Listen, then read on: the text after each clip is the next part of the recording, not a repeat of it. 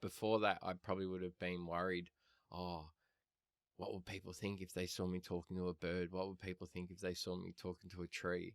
Well, now I don't care. Like, I'm happy in public to walk up if I see a bird, for instance, and be like, hey, how you going? You're looking beautiful. How's your day going? And the same with the tree, and I don't really mind if people look at me and think I'm a bit crazy. Well, when you've added a richness to life and you feel more alive in the process, all that stuff becomes so much more insignificant, you know.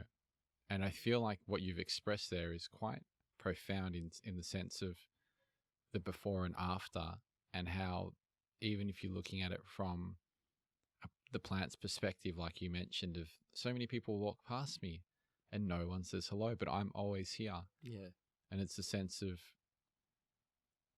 it's funny even just to call it nature, but nature being always there. Yeah. And always there ready to provide love and support in its interesting way of communication, which is through the sound and through the sensation on your skin, the texture of a rock on your feet, or the And sound the of smell.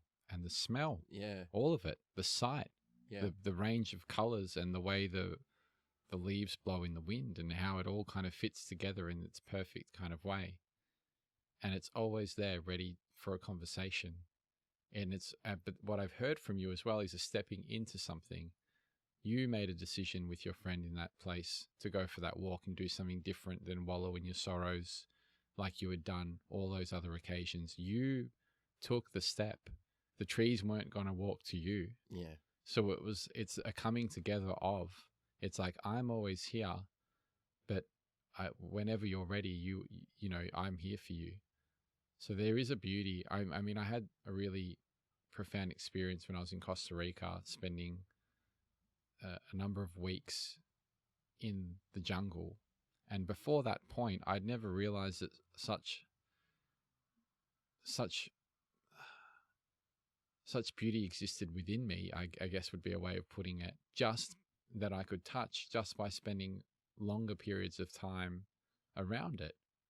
I didn't realize, and it seems so obvious, and everyone knows that is familiar with the idea that nature is part of us, and that, you know, it's so glorious to spend time there. But I found my older self, and even still sometimes, the sense of looking at it like it's somewhere that I need to go visit. But it's just this idea of being around it and relating to it in all the aspects, even wherever we are, even through the sky, or, you know, I'm thinking of the clouds, the trees in your neighborhood, whatever it might be, connecting to that on a deeper level, and then spending more time with nature to be able to connect deeper with ourselves seems quite a potent thing, quite a healing thing, is what I'm hearing from you. Well, it's going home. And I guess it's that construct in our modern society that home is four walls and a comfortable couch and a warm room with an abundance of layers and clothes on, where I really got the message in that early process that to give up comfort, to release a desire for comfort, and that's where the real journey of life would begin. So also inspired by Wim Hof, I started going out in my shorts and t-shirt in the depths of winter, because there's a real beauty in that coldness, because it would actually make me stay present in the experience. Because when the wind or the rain was on my skin and I'm feeling these sensations across however many receptors, my legs and my arms and my face and the back of my neck, then it's like an overwhelming of the senses that you need to be present with. It wouldn't allow me to escape into my head and just, daydream as I walked for a few Ks. I needed to be like really present in that experience, and present in the experience of going home and becoming more and more aware of things. Like you mentioned, watching the leaves blow, how the grass moved, how the raindrops hit the soil, how it sounded, how my feet sounded crunching on the ground, how the river through the park sounded, and being able to pick at times, like, is the river low? Is the river high? How's the flow in the river? And, like, through all these sounds, and just being like feeling really, really alive, like really present in that experience. And so many times I would walk for hours and then get within 300 or 400 meters of home, and I'd just stop and I'd look at my house and be like, nah, and turn back around and go and walk like another 6 or 8 Ks. And so it wasn't just emotionally and mentally, but also physically, because I was carrying a lot of extra weight, being sedentary and eating a really crappy sort of diet. And as I spent more time walking, I realized that I actually didn't want to eat as much. So I was eating lunch, and then that'd be it. And I'd take a few little sort of walking snacks with me. And I think in the process, as it was like everything was healing together, like everything was getting healthier together. I think I dropped like 20 or 30 kilos through the walking. I was actually drinking more water.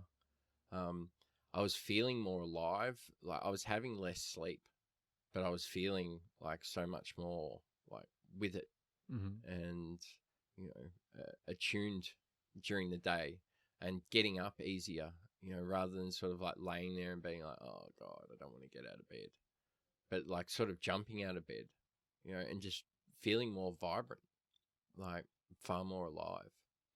And it was a really beautiful transition, beautiful experience to go through. It was like, it was almost like a rebirth, because I probably could say that I'd spent most of my life living in anticipation of dying. Like, I had my eyes on the end. I wasn't present. It was like, oh, okay, I'm here again. I'm doing another day. Like, when's this going to end? And then through that process of that walking and connecting with nature, all of a sudden there was an actual excitement to be present in every day, and to be grateful for every day, and to enjoy every moment that I had, and just find this profound love for the world. And that also mirrored the profound love that I was finding for myself. And in those walks, talking to myself and becoming my own best friend, and talking aloud and saying, oh my God, you think exactly the way I do, and I love the way you think. And really discovering what it meant to be my own best friend, and realizing the depth of self.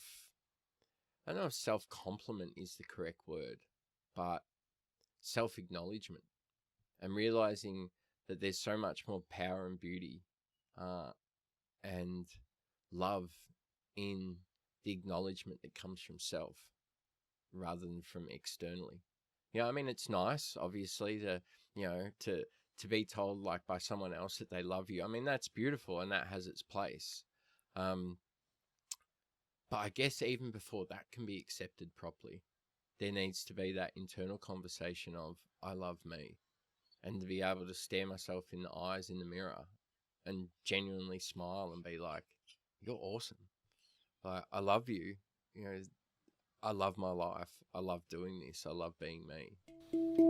Hey, welcome to Today Dreamer, a podcast and YouTube channel where we explore the interplay between inner and outer work, and we look at what cultivating the practice of presence within our lives feels and looks like once we clear the mind and open the heart. So this is just a short clip from a full podcast episode, which I'll leave a link to around here somewhere.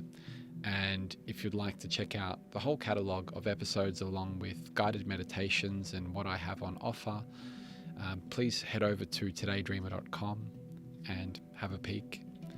Also, if you haven't already, don't forget to subscribe and click the little notification bell so you don't miss any of the good stuff to come.